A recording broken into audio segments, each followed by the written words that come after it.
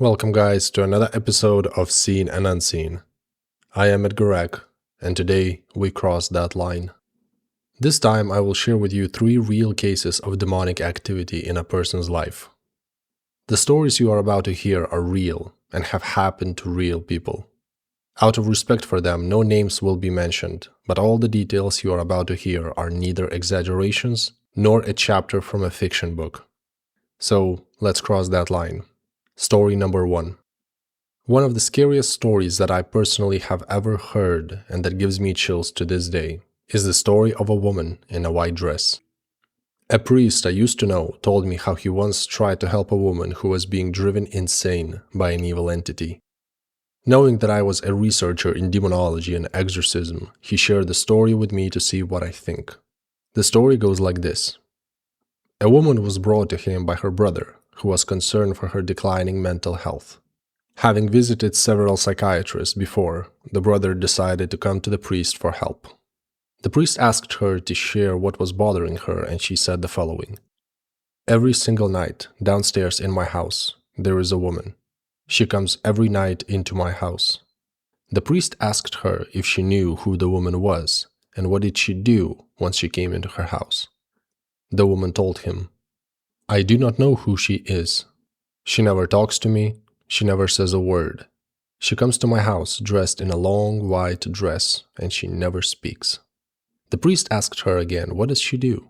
The woman said to him, she always goes into my living room and paces around with a wide smile. Sometimes she even giggles in a very creepy way. The priest then asked her if maybe she is looking for something or does she mean any harm. The woman's response was this, she never tries to harm me, and no, she's not looking for anything. She never touches any of the things in the living room. She only comes and walks around, smiling creepy the entire time. After finishing telling me this story, the priest looked at me and said, obviously there was no woman, only a spirit. How do you know that? I asked him. Because I saw her myself, he replied, and that immediately sent shivers down my spine. He continued, I went to her house, her brother coming with us, when I saw a white, blurry figure passing down the corridor that evening. I did not see her face, but it was definitely there. The house itself was extremely cold, which is usually one of the many signs of some paranormal activity. The woman was not possessed, far from it. She was only being driven insane by the visual attacks from the demonic. He later explained how blessing the house and teaching the woman about God and how to pray helped solve the situation, and the lady in white dress never came back to that house. Story number 2. This next story I'm about to share with you involved me directly. Around 5 years ago, I received a phone call from a woman who claimed that her late mother tried to communicate with her. Once I met her, she began her story by showing me an old wristwatch. She told me, my mother passed away 3 months ago, and this was her wristwatch she wore every day. And why are you showing me this? I asked. Because it stopped working the very minute my mother passed away, the woman replied. We changed the battery, but the clock never worked again. It stopped at the exact same time my mother passed, and it did not work ever since, no matter how much we tried. As the woman was talking, I tried moving the arrows of the clock to a different time. Pointless, she quickly told me. Every time we do that, the clock comes back to the time of her death every single night. Then I asked the woman to share more details about her situation. Was it just about the clock or something else? She said, when I started noticing weird things happening with the wristwatch, one evening I said out loud, Mom, if you want to tell me something, I am here. And then I began hearing her voice.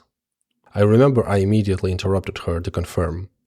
Are you sure it was your mother's voice and not someone else's? She replied, I could bet my life on that. It was my mother's voice. What did she tell you? I asked her. She told me she misses me and that she wants me to come with her. She told me it's beautiful and nice over there, that she wants me to be with her. In what way? I asked. The woman continued. She told me to keep the watch always with me and wear it, and that harming myself might bring me to her. And that's why I called you, to know if it's actually a good idea and should I trust her. It was one of those situations where the woman was so blinded by longing and overwhelmed with emotions that I could see it in her eyes. She was seriously considering doing it. Those of you who follow my channel, or even better, are members of our exclusive Seen and Unseen community, already know that it was not her mother's spirit speaking to her.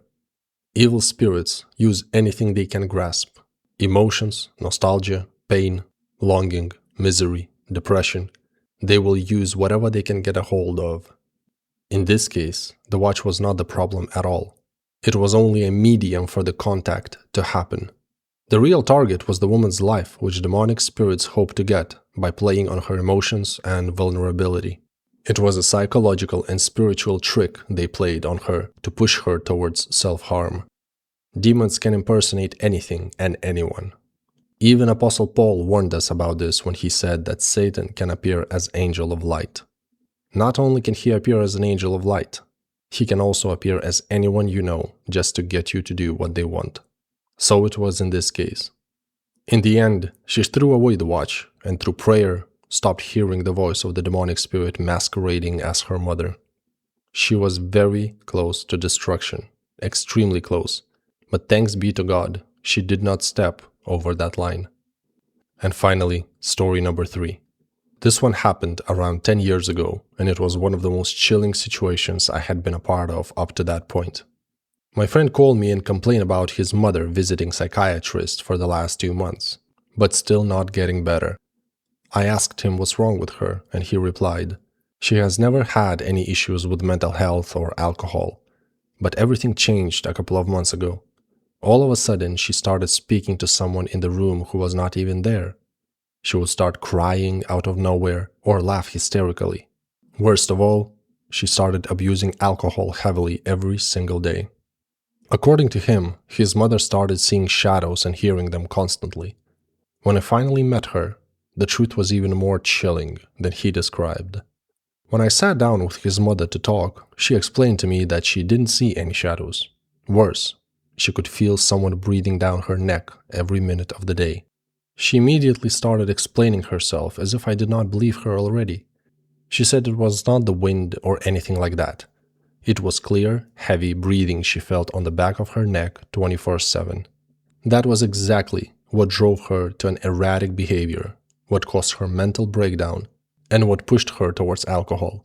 She thought that by numbing herself and getting drunk, she would stop feeling it. When I asked her when did it start, she said it started on a normal day, all of a sudden, out of nowhere.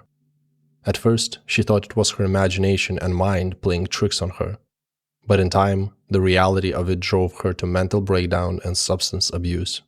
Now, such supernatural activity never starts out of nowhere. So naturally, I had to find out what caused the horrors this woman was experiencing. When I asked her if she had done any spiritual activities or been involved in some unusual practices prior to her experiencing the breathing, she replied, "Yes, I have been invited into a class by my friend, where we were learning how to channel positive spirits, positive energy, and even connect to our ancestors." There it was, the cause of the whole problem. Then, just to make sure, I asked her if the breathing down her neck happened soon after she attended the classes. She said yes. Spiritually speaking, all types of channeling or manifesting of energies and spirits leads only to one conclusion: demonic attachment. By engaging in such practices, the person is willingly stepping over the spiritual line he has no business crossing, thus inevitably inviting demons into his life. The way this exact demon decided to attach himself to and harm this woman was by leading her into mental destruction, substance abuse, and eventually the downfall of her life. For the record, her recovery process was extremely slow. She not only had to restore her spiritual life through Bible and prayer, as well as her spiritual discipline, but she also had to attend a psychiatry session every single week. It is not true when people say that exorcism and spiritual health is all you need to get back on track. In reality, mental recovery takes professional help outside of spirituality. It's like if you want to get into great physical shape, training daily is not enough. You must also eat healthy and regulate your calories. Same logic can be applied here. Eventually, she was fully back to her normal life. But one thing is for sure, she never went back to the channeling masterclass ever again. Now, my friends, with this podcast, I'm only touching the tip of the iceberg. If you're serious about moving past the surface level and understanding the actual mechanics of spiritual warfare and the true legal boundaries of the unseen realm, the doors to my seen and unseen community are open. Inside, you can find real, verified field case studies from my 15 years of research, access step-by-step training modules, and get direct, raw answers from me personally. The link is right down in the description below. In our next episode, I will be addressing one of the most popular and, frankly, idiotic activities on the internet: going into haunted places. We will be addressing why you should never enter such places, and what might the consequences of such activities be. As for now, I hope you have enjoyed this episode, and we have crossed the line. Keep your eyes open. This was Seen and Unseen, and I will see you in the next episode.